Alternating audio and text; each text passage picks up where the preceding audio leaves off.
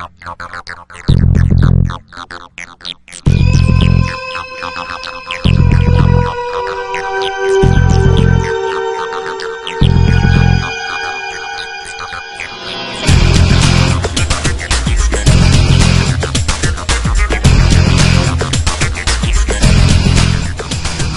there traders, hope you had a good trading week last week and you're getting ready for a brand new week of trading this week.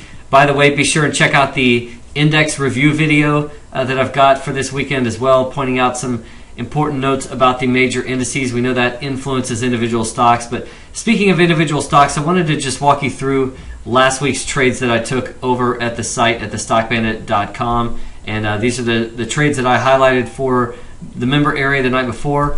And I just kind of wanted to show you the ones which triggered and the trades I actually took. Now last week we saw some gappy conditions and we also saw a lot of stocks that just have been somewhat stretched during this 7-week run. And many stocks have made such sizable moves that it leaves them with minimal rest phases or consolidation periods from which to be trading the multi-day moves. And so while we know that the trend has been up, my way of kind of managing the risk under such conditions is to shorten my time frame or to be very selective with swing trades, with multi-day trades. So last week I did trigger on some swing trades, some multi-day trades, but they have not been closed out yet. So I'm going to leave those for another time. Once they've been closed out, I will definitely highlight them. But for now, those are trades that I'm managing and discussing those with the members at the site. So let me walk you through the trades I did take last week, which were all day trades.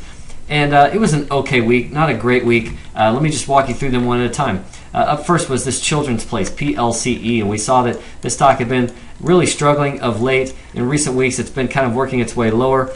It was attempting to bounce and filled some of this gap right here on the way up, but didn't get all the way into it. I was watching this rising trend line. So for Monday, I shorted this stock on this trend line break right here, which took place at 49.90.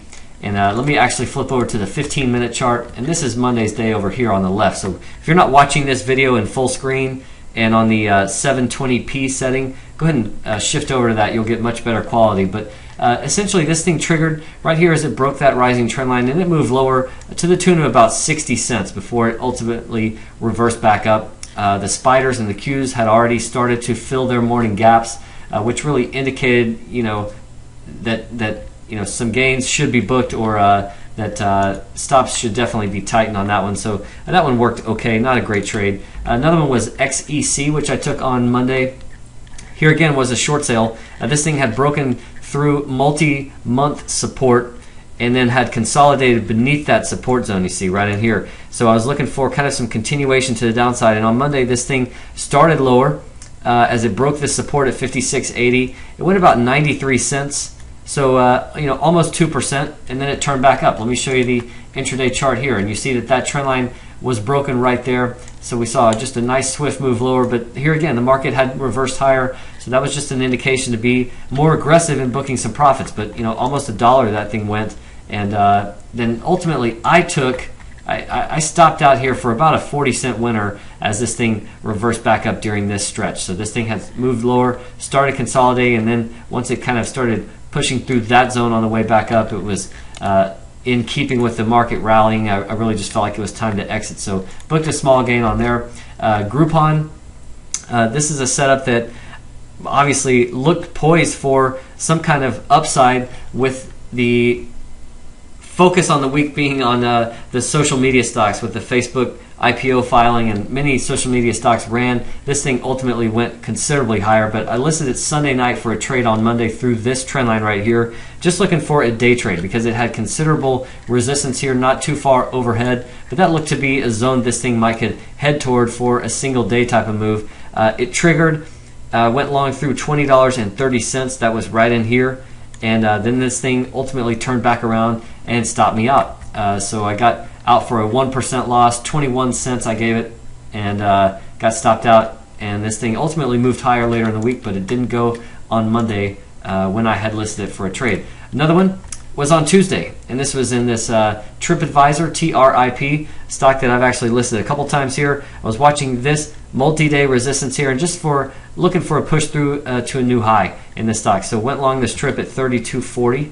as that trend line was broken right there. An initial breakout was met with some selling, and I was stopped out of this for a 1% loss. In fact, that was right here. Got triggered in right there, pulled back, stopped me out, and then later went. So rallied into the end of the week, but seemed to be just a little bit of a timing issue there. Nice setup, and I would have taken that trade again.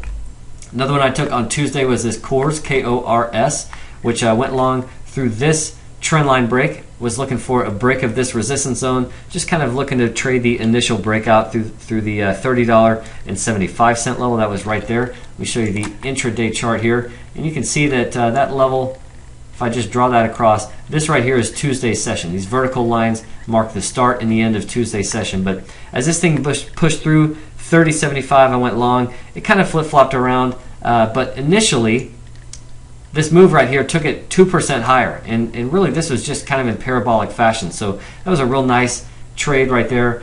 Just offered some really fast gains, and then held that breakout for the remainder of the day, but was not able to continue higher beyond that.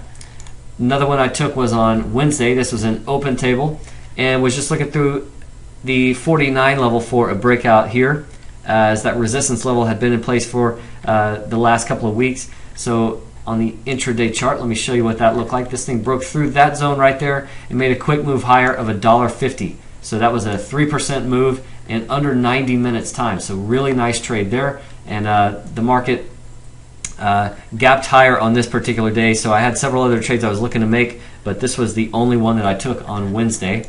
And then on Thursday, going back to the daily chart, took this trade in USG, which is a home building stock, and really a nice looking setup here. Big rally, and then we kind of got this counter trend narrowing consolidation, so you get a bit of a bull pennant pattern here. And on Thursday I went long on a breakout right here through this trend line. That was right at the open. 1370 was a trigger price. This thing ripped higher very quickly up to the 1424 level, which was right there. And so that was a very fast, 4% move there in those opening minutes. So really nice open there for USG. Also on Thursday took this trade in BAS, which was Basic Energy, and I was just kind of noting that this thing has had some lower lows in place, and this bounce right here was not very convincing. Of this decline that preceded this bounce, this rally only lifted it partially up into that move that was just given back. So essentially on the recovery attempt, it only recovered less than half of what was given back in that move. So it had kind of stalled out and started to weaken on Tuesday and Wednesday, and so Thursday I went short as this rising trend line was broken. That was right there, which was at 1750, and this thing did not pan out. In fact, let me show you the intraday chart here. That was kind of right in here, 1750. I basically got triggered in, and then this thing reversed back up. So I lost out. I lost on that trade. It took my 1% stop as the stock just saw no follow through, and eventually ran back up into this short-term little consolidation zone that it's currently sitting at.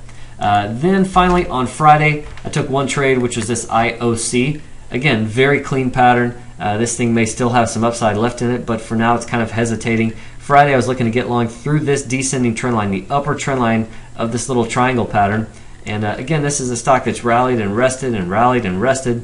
So I was looking for kind of another quick pop there if this trend line could get broken. But on Friday we saw that trend line get broken. I went long at 68.50, which was right there, right after the open. It only made minimal progress, and in fact only went a few cents before it pulled back and stopped me out. So I took my 1% loss there.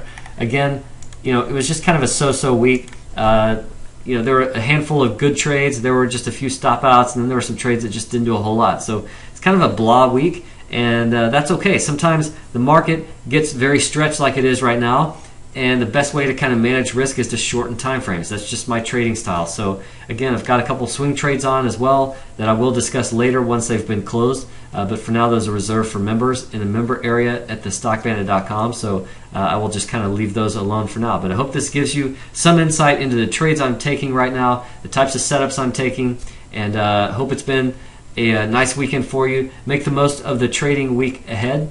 And thanks for watching this video. I will see you soon with more, but in the meantime, trade like a bandit.